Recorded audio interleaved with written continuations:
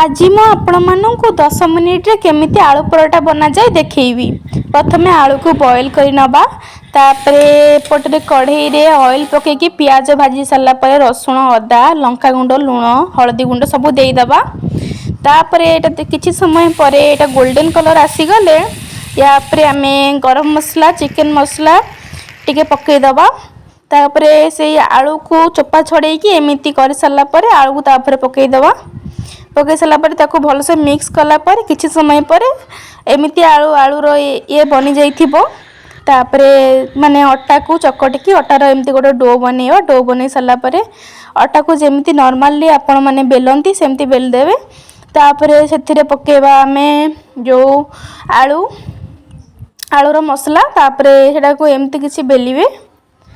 मामा बेलुचंती मु वीडियो करूची। सेमती किछि बेल सारा परे कढ़े तेल दे सारा परे सेटा को पकई देबे। पकई देला परे एमती किछि फुलिबो। फुली सारा परे आउ टिके पुणी तेल दे सारा परे एमती रेडी हे जिवो हमरो आलू पराठा। Thanks for watching.